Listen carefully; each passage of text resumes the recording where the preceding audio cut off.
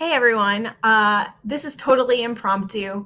I'm Shell, host of Operation Separation, founder of Shell Station, and I don't normally do this. I don't normally go live before the live. I am also streaming right now on YouTube, LinkedIn, and Instagram, and so this is all new for me. I'll just start by saying, stay with me today at 11 a.m. Eastern. I have an amazing Operation Separation guest, John Chapelier, joining me.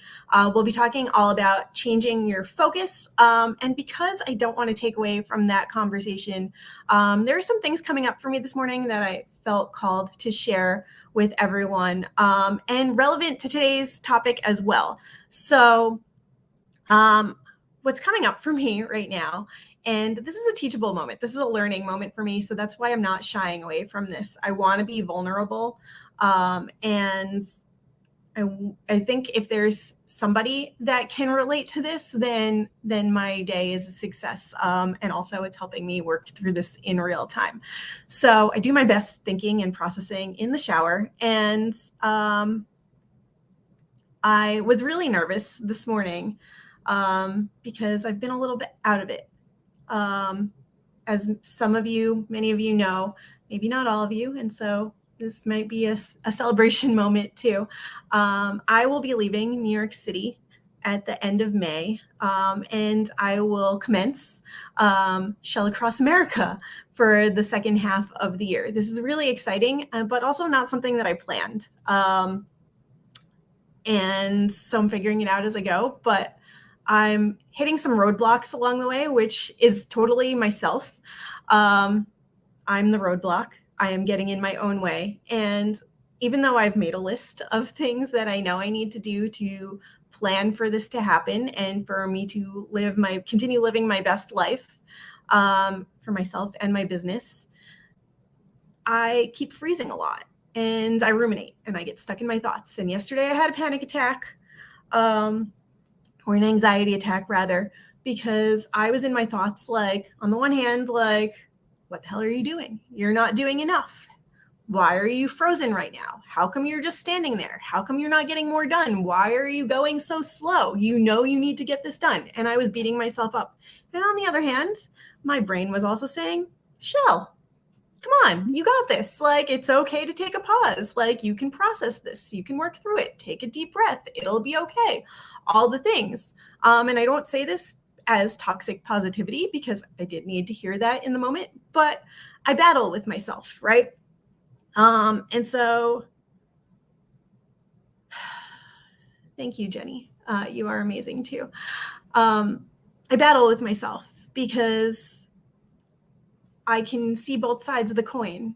And this is something that I do with clients too. I can see both sides of it. And I think that's what makes me such a great person to ask curious questions, because I ask them of myself, and sometimes to a fault. I ask myself so many questions. Why are you doing this? Why aren't you doing this? How come you're over there when you should be over here?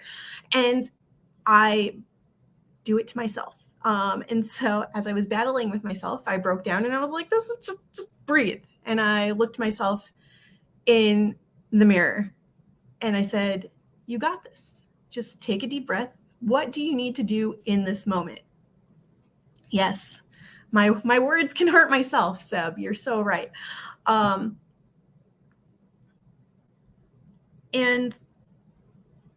I was able to calm myself down and then regroup.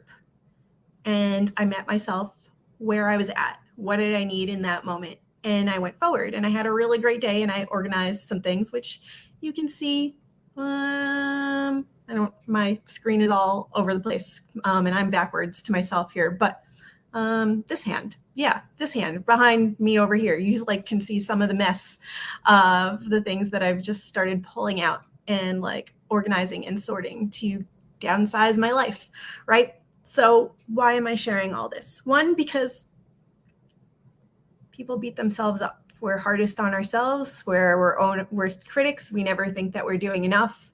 And sometimes we get down on ourselves and beat ourselves up before somebody else can do it to us. And this is very real for me. And this is also something that I help people with. So it makes me more adept to be able to help other people through it, because not because I am still going through it, but because I am still going through it, which sounds crazy. Here's why this is relevant to today in today's conversation. This morning, I'm navigating some severe imposter syndrome. I just did some, besides moving, downsizing my life, and about to bounce around the country and hopefully grow my business, grow Shell Station even more, and continue doing the things that I love. I hired somebody. I saw a post on LinkedIn yesterday that yes, beating them to the punchline. I saw a post on LinkedIn yesterday that said something like, and I'm paraphrasing, we don't need to know it all. We don't need to do it all. And we can ask for help. And that's the beauty of like having a super supportive network around us, to be able to ask for help and know the right people to ask for help, because we stay in our zone of genius, or in our zones of genius if we have multiples. And some things that even if we know we can do them, we know we're not the best to do them. So we can hire out. And so today is May 2nd. So I have officially started today to work with this amazing team. I didn't tell her I was going to do this, so I don't know if it's okay to share her name here, to help me with engagement. And that's something that I do for my business. Like, I feel like such an imposter right now. This is something that I help people with all the time, and yet I'm struggling to do it myself, specifically on Instagram. So Emma, I'm sorry, we didn't talk about this. So if you're listening, I'm gonna shout you out, because you're amazing, and I want people to be able to like know who you are. I hired Right Hand Glam to help me with engagement on Instagram. And I'm so excited to start working with her. But what I'm navigating this morning, and we had our strategy session. It was amazing last week. The things that she pulled out of me in like 30 minutes, just the spreadsheet that she made, I was like, this is what I do for other people. And the way that she just did it for me was amazing. Because sometimes all the time, it's hard for us to do the things that we do so well for others, for ourselves. As a teacher, I do have a teacher all the time, and I'm not ashamed to say that I've hired somebody to help me do it better, and to learn how to do it better, and to build on the things that I've already been growing. But the imposter syndrome is real, y'all. Yes, I said y'all. No, I don't. Yeah. The imposter syndrome is so real. I am swimming in doubt this morning of like, holy shit, Emma and her team are going to realize that I don't know what I'm doing. What the hell has she been doing with Shell Station for the last 3 years? Like, how come she's over here when she clearly needs to be over here? I am just waiting for Emma to be like, girl, why? Like, I'm glad you came to the right place. I can fix this for you. I can help you. But I'm just waiting for her to like be like, what the hell have you been doing? And why have you been calling yourself this person when you're not even showing up this way? And I know that's completely inaccurate. I am not an imposter. It is something that I'm projecting. It is something that is not real. It is not true. And my own words are hurting me. So Emma out there, wherever you are, I love you. And I am so excited to work with you and to learn from you and to have you help me grow. And so this is relevant to today's conversation, because we are not alone. I am not alone. I had a question this morning about LinkedIn Lives. Seb, who's here right now, jumped in immediately and gave me like such a thorough answer about the ins and outs of live streaming and doing multiple streams back to back. Seb, it is doubt and excitement. Why can it not be both? I am channeling my fear and I'm doing it anyway. I'm pushing past it. I'm working through it. Scared is very okay. I'm scared on a lot of levels. I feel like I'm going to cry at any moment. Also, this is the first time I've blown my hair dry in like over a year. And I feel like an imposter in that way too, because I've just been leaving my hair so natural for the last however long. I haven't even kept track. I don't wear makeup, so this is me completely unvarnished without a filter. Again, pardon me as I look over to the other camera because I don't have an extensive live streaming setup. I just go with the basics. I used to straighten my hair all the time when I was at my previous job because I felt like that was more professional looking.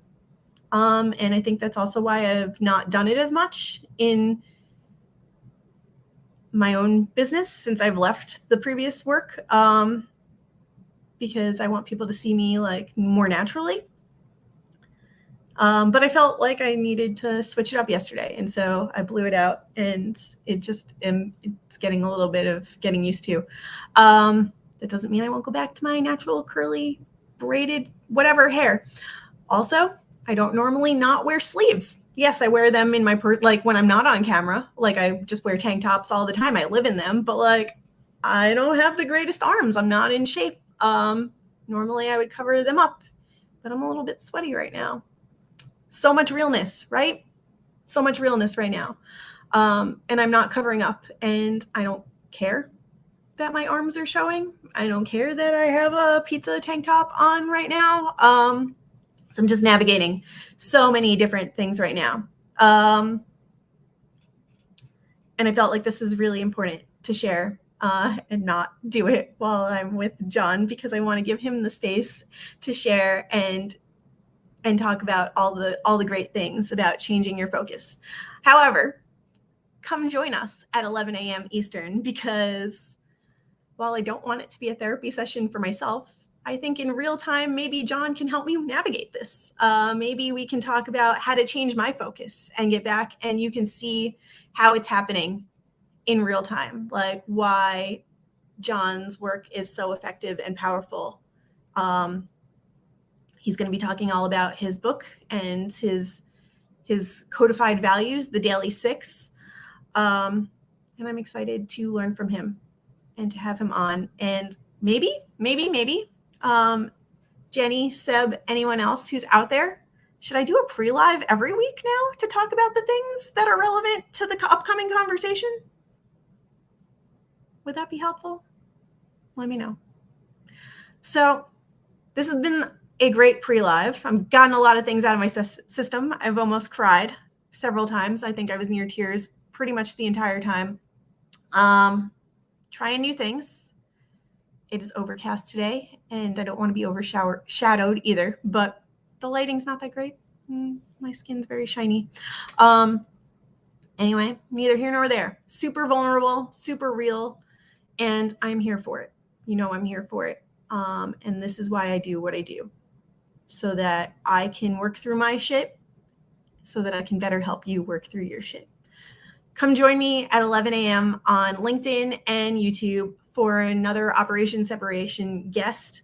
Today is John Chapelier. We're talking all about changing the focus. You don't want to miss it. So stay tuned.